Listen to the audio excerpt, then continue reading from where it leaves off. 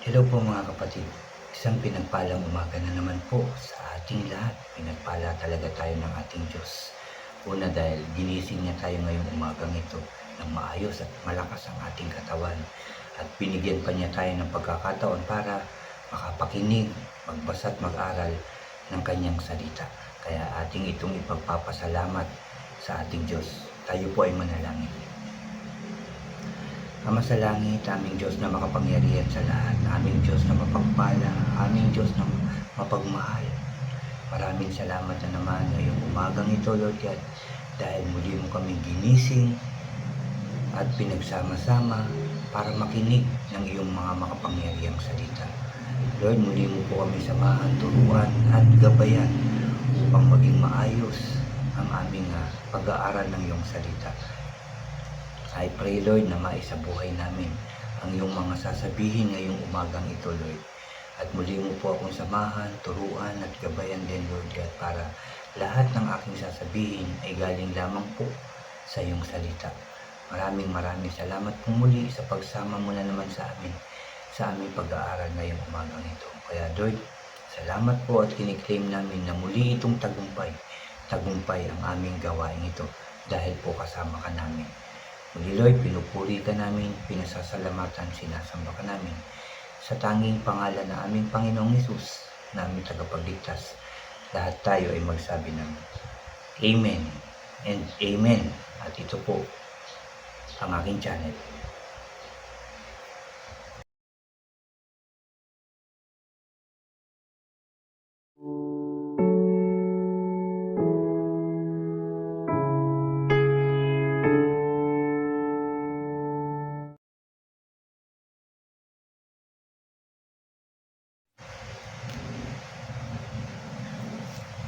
Hello po ulit mga kapatid. Ulitin ko lang isang pinagpalang umaga po sa ating lahat mga kapatid. Bago po ako mag-umpisa ng aking sharing ngayong umagang ito, anyayahan ko lang po ang lahat ng nanonood ngayon sa aking channel na huwag niyo pong kalimutan na mag-subscribe. Paki-like and share niyo po ang aking mga videos at paki-click din po ang notification bell para lagi po kayong updated sa mga bago at iba ko pa pong i-upload. Salamat mga kapatid, salamat. Mga kapatid, ang aking i-share sa inyo ngayon ay dito po sa Luke o Lucas, dito po sa chapter 18 ng Lucas. At dito po ako mag-start ng aking devotion sa verse 18 po hanggang verse 30 ang aking i-share. Napakaganda po nito mga kapatid, kaya makinig po tayo, mag-focus. Ulitin ko lang, chapter 18 ng Lucas, verse 18 hanggang verse 30 po. At ito po ay may pamagat na ang lalaking mayaman. Mag-umpisa na po tayo.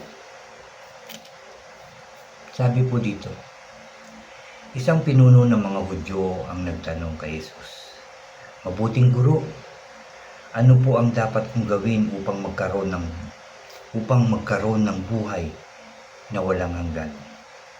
Sumagot si Jesus, "Bakit mo sinabing mabuti ako? Ang Diyos lang ang mabuti, wala nang iba.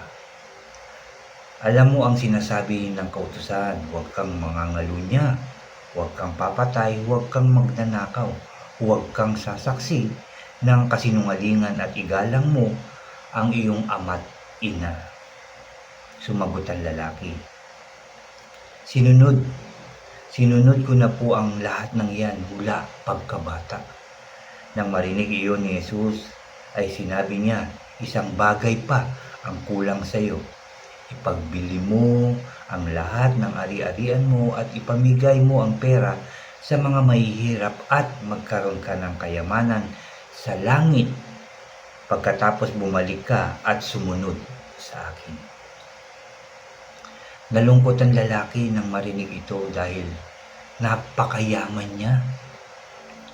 Nang makita ni Jesus na malungkot siya, sinabi niya, "Napakahirap para sa mayaman ang mapabilang sa kaharian ng Diyos.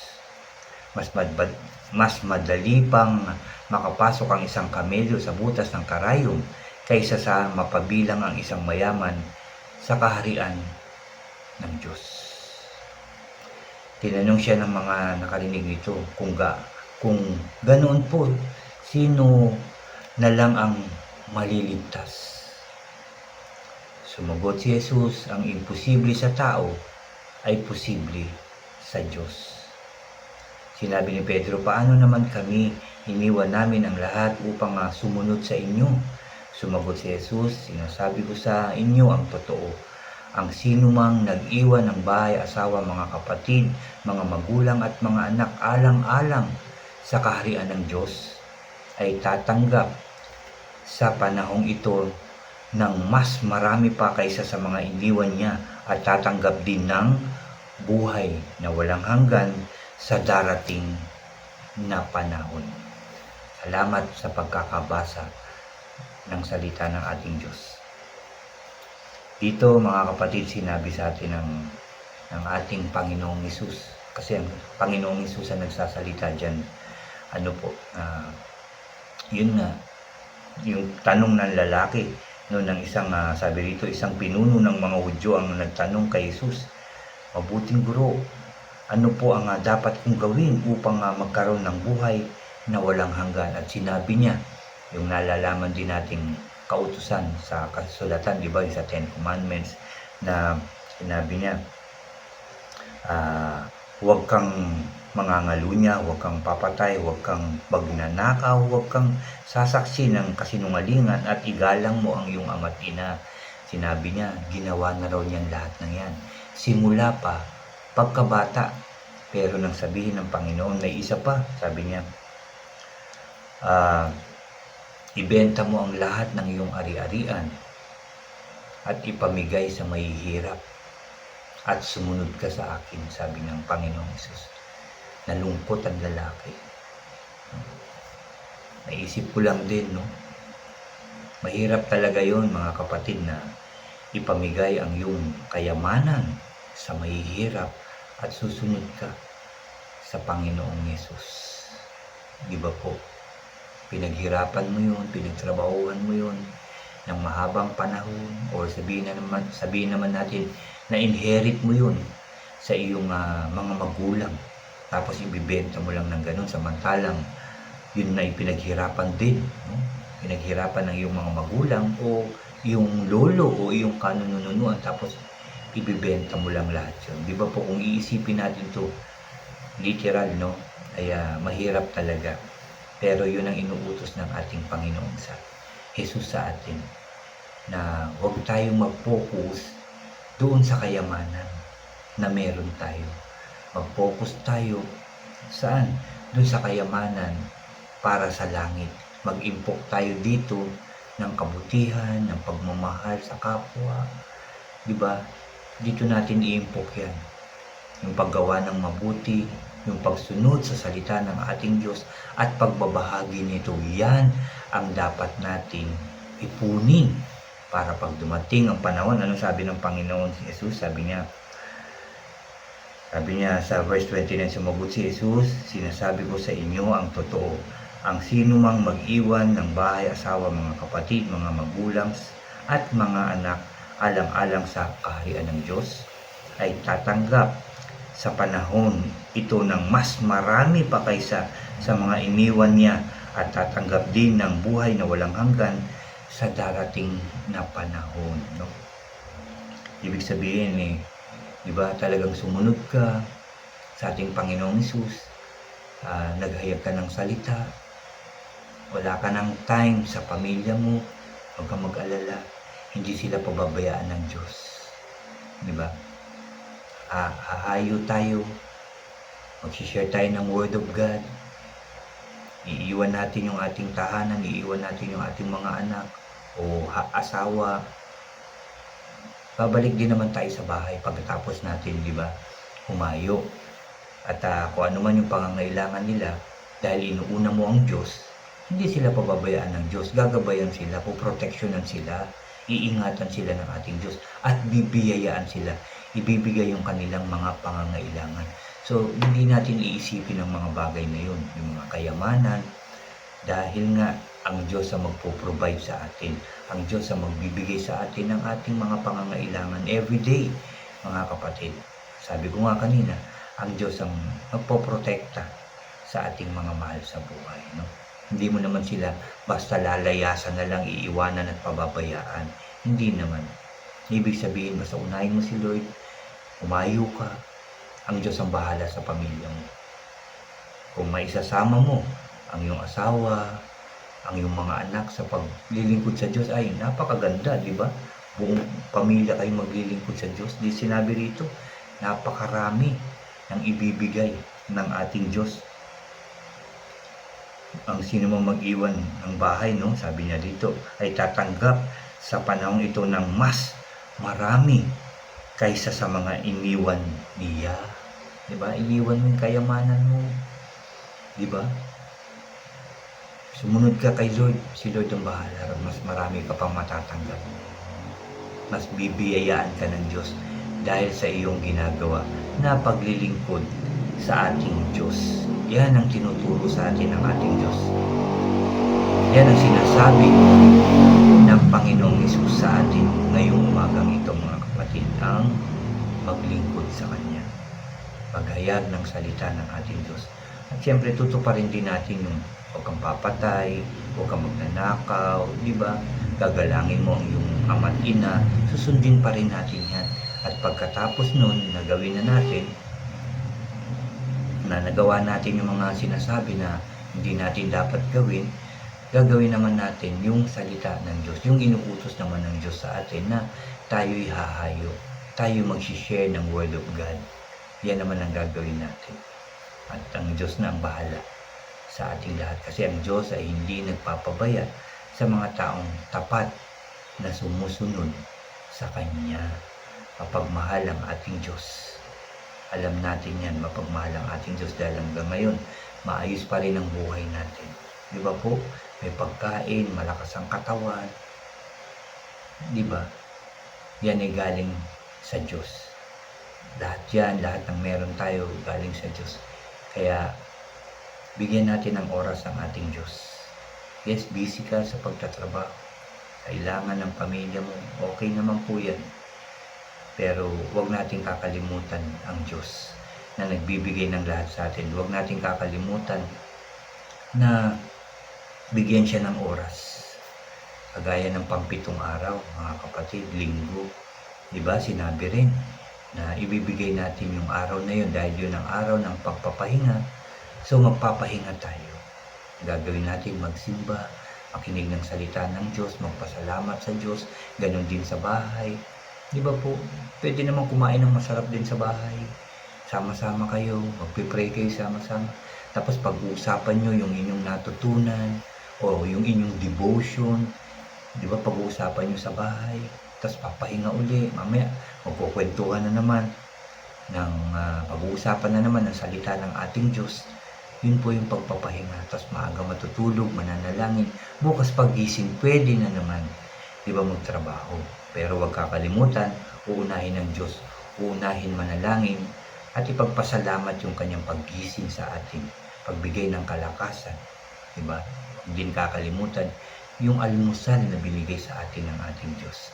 Tapos yung pag-iingat niya sa ating pag-alis ng ating mga mahal sa buhay, papasok man sa school o sa trabaho o mag-a-apply man ng trabaho, ano man ipapanalangin natin yan, hihingan natin ang tulong, no, sa ating Diyos na tayo'y samahan, proteksyonan, gabayan at pagtagumpayin. Kakain na naman, pagpapasalamat ulit, uuwi, salamat Lord, natapos na naman ang maghahapong pagtatrabaho o sa school, di ba po, salamat po, uuwi na po, magpasalamat ulit, hingi ng protection ulit, uuwi sa bahay. Ayan po, kakain, magpapasalamat, magpipray ulit bago matulog, pagkagising, pray na naman. Di ba po, yun po yung mga time na may bibigay natin sa Diyos, pagkagising, pray, bago matulog, pray, pagkakain, pray. Yun ang kailangan natin gawin. Ipagpasalamat ang lahat. Tapos Sabado na naman, di ba po? Yung iba kasi wala namang pasok ng Sabado, tsaka Linggo. Kaya yung Sabado, pwedeng gumawa ng, o about, family bonding na naman, di ba po? Labas o kain sa labas o ano man ang gagawin nyo. And then uwi. And then Sunday, sisimba tayong lahat. sama-sama yung ating pamilya na magsisimba, makikinig ng Word of God. Yan po yung mga dapat natin gawin habang nabubuhay po tayo. Hindi lang puro trabaho, hindi lang kung ano-anong mga bagay, ano po ang ating iniisip, at hindi tayo dapat nagpo-focus dun sa mga bagay na nasisira, naluluma, nawawala. Di ba po? Mag-focus tayo doon sa buhay na maayos, na kasama ang Diyos. Mag-focus tayo doon sa makapagbibigay sa atin ng buhay na walang hanggan sa pamamagitan ng salita ng ating Diyos. Yan ang dapat nating pagpupusan sa ating mga buhay at mag-share ng Word of God una sa ating pamilya at sa ibang tao. Yan ang inuutos sa atin mga kapatid ngayong umagang ito. Kaya maraming salamat sa salita ng ating Diyos na ating napakinggan na naman ngayong umagang ito. Napakaganda, di ba po? Napakaganda ng sinabi na naman ng ating Diyos ngayong umagang ito. Kaya tayo po ay mananalangin, ipagpapasalamat natin ito sa ating Diyos dahil muli niya tayong kinausap. Magsiyo po tayo. Hallelujah. Ama namin na nasa langit, muli kami nagpapasalamat sa iyo. Nagpapasalamat sa iyong kabutihan, sa iyong pagmamahal. Dahil Lord, sa iyong salita na aming nabasa, Lord God, nagkaroon na naman kami ng pag-asa. Natuto na naman po kami ng dapat namin gawin. Maraming salamat po. Dahil ang gusto mo sa mga tao, Lord God, ay hindi mag-focus sa kayamanan, hindi mag-focus dito sa mundo, kundi mag-focus doon sa kalangitan, doon sa kaharian ng aming Diyos. Doon po kami mag-focus at lagi naming alalahanin na mag-focus sa inyong salita at mag-focus na ito'y sundin namin habang kami po ay nabubuhay. I pray, Lord, na magawa namin ito ng maayos at tama, Lord God. Tulungan mo po kami, samahan mo po kami, turuan mo po kami, at bigyan mo po kami ng wisdom, O God, para magawa namin ito ng maayos at malaman namin ang tama at mali. At makapamahala kami una sa aming pamilya ng maayos, sa trabaho, sa school, Lord God, at sa ministry na pinagkatiwala mo sa amin. Maayos namin ang lahat, matupad namin ang lahat ng maayos, tama, at maging tapat kami sa aming paglilingkod sa iyo, Lord God. Kaya maraming salamat po sa katagumpayan ng aming gawain ito dahil sinamahan mo po kami, at nagpapasalamat din po ako sa patuloy na biyayang pinagkakaloob mo po sa amin, yung kalakasan na binibigay mo po sa amin araw-araw. Salamat po, Lord.